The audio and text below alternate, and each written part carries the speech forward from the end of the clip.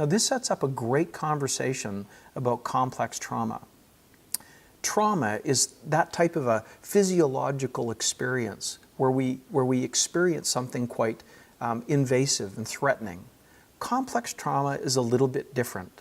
I want you to imagine that not only is the spider there, but the spider is always there. This is the idea of complex trauma.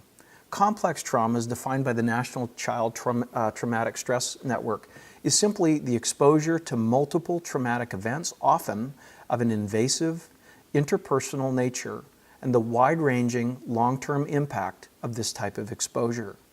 Now imagine that a child is raised in an environment where they are somewhat stuck, where a mother and father are doing drugs or being physically abusive. If the child is not able to get out of that type of an environment, it sets up a trauma response that's ongoing. Not only is the spider there and they have a fear response, but as the spider stays there, they have to find a way of coping as they develop towards becoming an older, more mature child. And sometimes this has an adverse effect in the way that they develop as human beings. Now, what I'd like you to do is pause the video. The facilitator will get you to do another exercise where you'll watch about how brains develop. Welcome back. So the next part that we're going to want to talk about is how we understand complex trauma and the way that it impacts the human development. So if you imagine a child stuck in a complex, layered, and difficult environment where there's ongoing trauma, you can understand that sometimes it will impair the way that they grow, the way that they develop.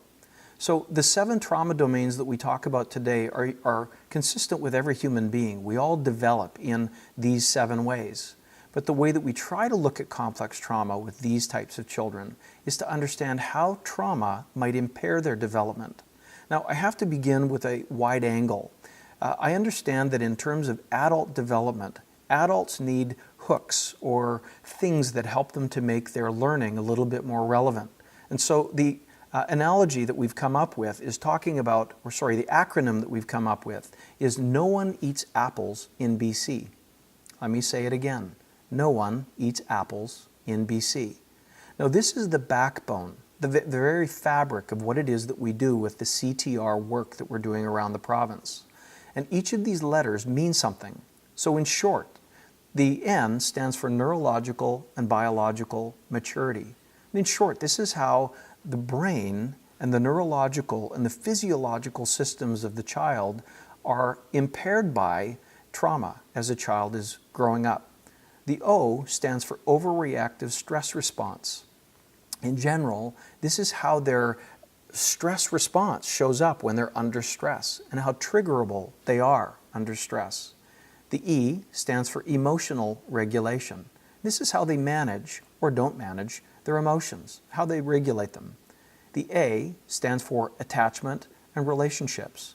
This is how they form or don't form attachment type relationships with both their peers, with adults. The I stands for identity development. And in general, that's the story that they tell themselves about themselves. It's how they form the architecture of their sense of self. The B is behavioral regulation. Now, most of the educators that would work with this type of a child want behavior to change the first. And we're always quick to say, it'll probably be the last thing that changes. What we have to do is deal with the architecture of trauma first, before we can expect behavior to change. Behavioral regulation is simply, how does the child manage their behaviors? How big do their behaviors get? And how do we understand their behaviors? Because behavior is communication. And lastly, the C.